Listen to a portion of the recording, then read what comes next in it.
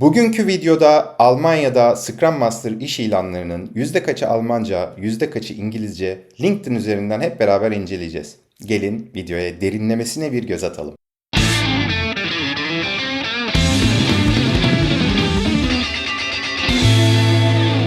Evet arkadaşlar, şimdi LinkedIn'a geliyoruz. Buradan Jobs sekmesini açıp pozisyonumuzun adını yazıyoruz. Lokasyon olarak bütün Almanya diyelim. All Filters'tan Sort by seçeneğini Most Recent olarak ayarlayalım. Sonra yine All Filters'tan gelelim. Geçen ayı seçelim. Birazcık daha filtrelemek için. Sonra pozisyonumuzu da Scrum Master olarak buradan filtreleyelim. Toplam 212 tane iş ilanı geçen aydan bu yana yayınlanmış ve hala aktif olarak yayında. Evet, 41 dakika önce bir iş ilanı yayınlanmış ve gördüğünüz üzere Almanca. Geldik bu ilana, bu ilanımız da Almanca, üçüncü ilanımız da Almanca, dördüncü ilanımız da Almanca, bu şekilde gidiyor. Belki bu enerji jobline'ı saymayabiliriz çünkü bunlar enerji sektörü üzerinde iş ilanlarının yayınlandığı bir portal. Bu portalda LinkedIn'da ilan veriyor daha fazla tıklama almak için. Evet, bunların her biri Almanca. Dekra Almanca, bu firmada Almanca ve evet, bir İngilizce ilan var. SAP, Agile Coach ve Scrum Master ilanı. Hemen Job Description'a girip bakalım. Almanca bilgisi isteniyor mu? Evet, gördüğünüz gibi Almanca bilgisi isteniyor. Bunu sayamıyoruz. Çünkü sadece İngilizce bilgimizle bu işe başvuramıyoruz. Bu da aynı ilanın bir benzeri. Aynı şekilde gördüğünüz üzere İngilizce ve Almanca. Devam edelim. Bu ilanımız da Almanca, bu da Almanca. Evet, bu ilan da Almanca. Devam ediyorum. Evet, gördüğünüz gibi ilk sayfada henüz herhangi bir başvurabileceğimiz ilana denk gelmedik. LinkedIn her bir sayfada 25 ilan gösteriyor. Yani 25'te 0 gidiyoruz şu anda. Bu ilan, bu da Almanca. Hayes. Evet, Hayes'in de bir Almanca ilanı var. Hayes'i bilenler bilir arkadaşlar. Bu şirketin ilanları 2-3 seneden beri hep takip ettiğim bir şirket. Hep İngilizceydi. Son zamanlarda Almanca'ya dönüş oldu ilanlarda. Senior Scrum Master Almanca, Junior Scrum Master Almanca. Evet, bir İngilizce ilanımız var. KI Professionals. Bakalım. Hemen hızlıca job description'a göz gezdiriyorum. Maalesef very good knowledge of German and English demiş. Onu da geçtik. Bu da Almanca. Şu an ikinci sayfayı neredeyse bitireceğiz ve henüz başvurabileceğimiz İngilizce yeterliliğimizle başvurabileceğimiz bir ilana henüz denk gelmedik. Almanca. Bu firmanın da bazı ilanları İngilizceydi. Bunlar da Almanca'ya dönüş yaptılar. Ve dikkat edin, Almanca ilanların her birinde, değil mi? 5 başvuru, 0 başvuru, bakın 1 başvuru, bu da Almanca. Bu şirketin bir İngilizce ilanı vardı, başvurdum ama henüz dönüş alamadım. Evet, bu da Almanca ve bu da Almanca. Yani gördüğünüz üzere bakın, 6 gün önce bir başvuru, bir başvuru. Birazdan eğer bir İngilizce ilan bulursak onun da başvuru sayısına bir bakalım karşılaştırmak için. Devam ediyorum. Henüz İngilizce bir ilana denk gelemedik. Yani henüz başvurabileceğimiz bir ilan yok. Evet, bu da Almanca. Bu ilana gelelim. Evet, buna başvurmuşum. Bu ilan İngilizce arkadaşlar. Eğer siz de Scrum Master pozisyonuna başvurmak istiyorsanız, İngilizce ilan arıyorsanız, evet, bu ilana başvurabilirsiniz. Bu ilanda herhangi bir Almanca şartı aranmıyor. Tekrardan hızlıca bir göz gezdirelim. Aranıyor mu diye. Yanlış hatırlamıyorsam ve başvurduysam büyük ihtimal Almanca şartı aranmıyordu bu ilan için. Evet, şu an kaçıncı sayfalamadayız? Şu an 3. sayfalamadayız ve bir tane ilan sonunda gördük. Hatta bakalım ilanın başvuru sayısına. Evet, bir haftada 65 başvuru. Diğerleriyle karşılaştırdığımızda bakın bu bir haftada 5 başvuru. Almanca, Almanca devam ediyoruz. Şimdiye kadar bir tane sadece İngilizce ilan gördük. Join.com'un aslında ilanları genelde İngilizce olur. Hatta ben bunlarla Engineering Manager pozisyonu için görüşmüştüm. O ilanda da nice to have olarak geçiyordu Almanca bilgisi. Burası da Almanca.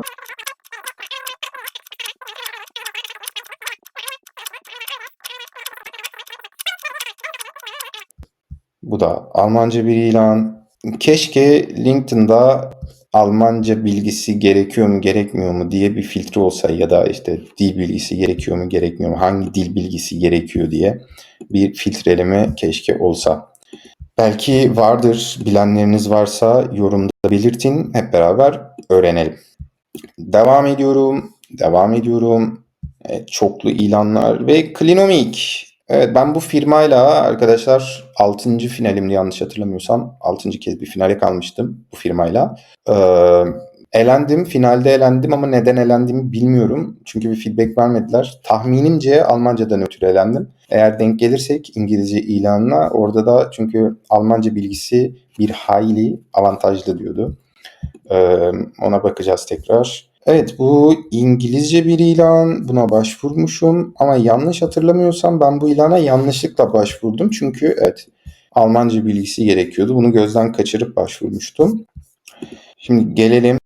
Bu da aynı şekilde bu ilanın Almancası, bakın 18 başvuru. Burada İngilizce bir ilan olduğu için 75 başvuru. Muhtemelen çoğu kişi benim gibi buna başvurdu. Ya gözden kaçırdı, başvurdu ya da benim yaptığım gibi ne olur ne olmaz ilanı İngilizce verdilerse demek ki İngilizce bilen biri de işe alınabilir umuduyla başvurmuş olabilirsiniz. Evet, bu az önce size söylediğim Klinomik, bunun İngilizce ilanı, ancak İngilizce ilanında da gördüğünüz gibi Almanca bir hayli avantajlı diyor. Highly advantageous. Bunu da o yüzden hadi bunu da sayalım. 2 diyelim. 2. Şu ana kadar 4. sayfadayız. Toplam 100 ilanda 2 ilan Almanca. Şimdilik %2 ile gidiyoruz. Bakalım. Evet, bunlar da Almanca.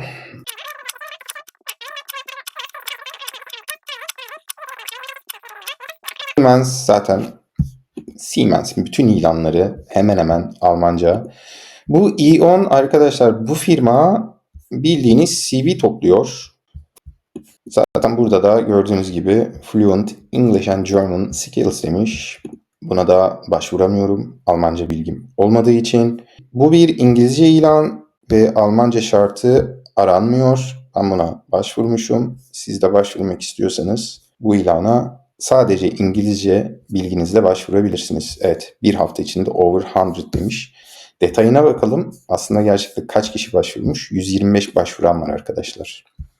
12'si manager level, 15'i entry level, 67'si de senior level olmak üzere toplam 125 ilan.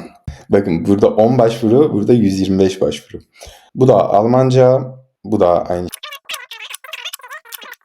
Edelim. Bu da, evet, burada bir İngilizce ilan var. İnanamıyorum. Senior Agile Master, Senior Scrum Master. Hemen bir bakalım. Detayına Almanca bilgisi gerekiyor mu? Your profile kısmında genelde yazıyorlar. Evet, fluent written and spoken German and English demiş. Bu da olmadı. Bu da gol değil. Bu da aynı firmanın ikinci ilanı, Almanca.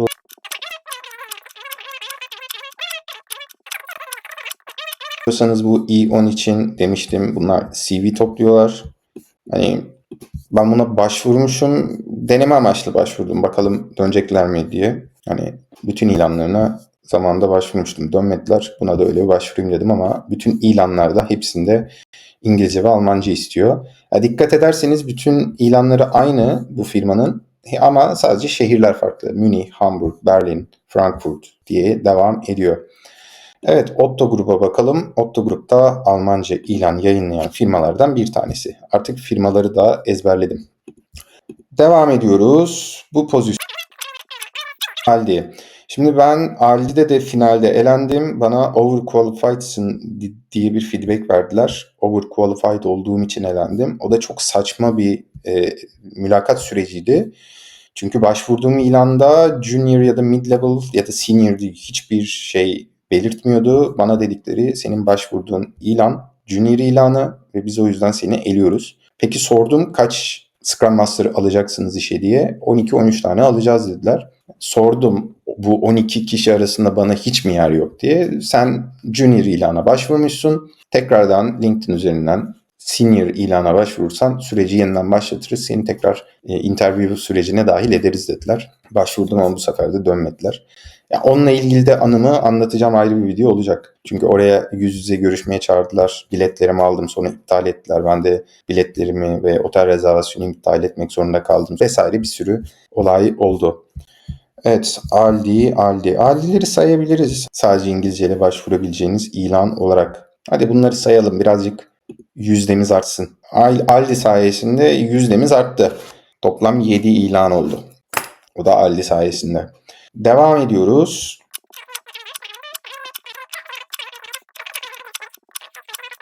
Evet, bu firma bilmiyorum ne yapmaya çalışıyor. Ben ilanına yanlış hatırlamıyorsam 7-8 ay önce başvurdum. Bunlar devamlı ilanı repost edip duruyorlar. Hani henüz bir dönüş olmadı. Bunda sadece İngilizce bilgisi yeterli. Bunu da sayalım hadi. Diyelim ki 8 ilan olsun. Almanca Lufthansa. Lufthansa'nın bir ara İngilizce ilanları vardı. Sadece hatta İngilizce bilgisi yeterli diyordu. Ama çok kısıtlı bir süre içerisinde bu ilanlar açık kaldı. Yani toplasanız yaklaşık bir hafta 10 gün kadar hepsi açık kaldı. Sonra kapandı ilanlar. Daha da İngilizce ilan koymadılar. Dikkat ederseniz hepsi aynı ilan. Bunlar da aynı şekilde, dikkat edin, farklı şehirler için farklı ilanlar repost etmişler. Bu İngilizce diyor. Hemen aşağıya inelim. Bir maden bulmuş gibi sevindik adeta. Ancak German B2 ya da üzeri diyor. Bunlar da aynı stratejiyle farklı şehirler için aynı ilanı çıkmışlar. Ne olur ne olmaz buna da bir bakalım. Burada da aynı şekilde B2 ya da üzeri. Burada da bir İngilizce ilanımız var. Buna 3 ay önce başvurmuşum. Ama dikkat edin, 3 hafta önce repost etmişler tekrar ve 100'ün üzerinde başvuru var. Büyük ihtimal bunda da Almanca bilgisi aranmıyor ki bu kadar fazla başvuru var. Evet, bunda da Almanca bilgisi aranmıyor. Bir tane daha sayalım. 9 etti. Son sayfadayız. Toplam 212 idi ama burada 209 diyor. Hadi 209 result üzerinden sayalım. 209 ilandan sadece şu ana kadar 9'una başvurabiliyoruz expat olarak. Eğer Almancanız varsa bu sizi ilgilendirmiyor direkt. Hatta Almancanız varsa şu an avantajlı durumdasınız. Yani 209 ilandan sadece 9'una herkes başvurabiliyorken 200'üne sadece Almanca bilenler başvurabiliyor. Devam edelim. Bu da bir Scrum Master Agile Master ilanı ama Almanca. Bir an sevinmiştim Team Success Driver'ı İngilizce görünce ama yarı İngilizce yarı Almanca bir ilan. Bu da Almanca. Hayes dedik zaten. Hayes'in genelde artık Almanca'ya döndü ilanlar. İngilizce bir ilanı var. İnanamıyorum. Hayes'de İngilizce bir ilan var ama en alta saklamışlar. Gördüğünüz gibi must have İngilizce, Almanca. Maalesef. Scrum Master pozisyonuyla ilgili LinkedIn üzerinden incelememizi tamamladık. Gördüğünüz üzere sadece 209 ilan arasından 9 tanesine Almanca bilmeden sadece İngilizce bilginizle başvurabiliyorsunuz. Bu da şu anlama geliyor. Şu anda geçen aydan beri listelenmiş Scrum Master pozisyonuyla alakalı ilanların %4'üne başvurabiliyorum. Ve videoda da gördüğünüz gibi bu %4'lük ilan içerisindeki başvuru sayısı diğer geri kalan %96'ya göre kat ve kat fazla. Peki siz bu konu hakkında ne düşünüyorsunuz? Yorumlarda düşüncelerinizi belirtin ve bir sonraki videoda hangi pozisyonu incelemek istiyorsanız yorumlarda belirtin. Beraber o pozisyonları tek tek inceleyelim. Bu videoyu beğenmeyi, kanala abone olmayı, bildirimleri açmayı unutmayın. Bir sonraki videoda görüşmek üzere. Hoşça kalın.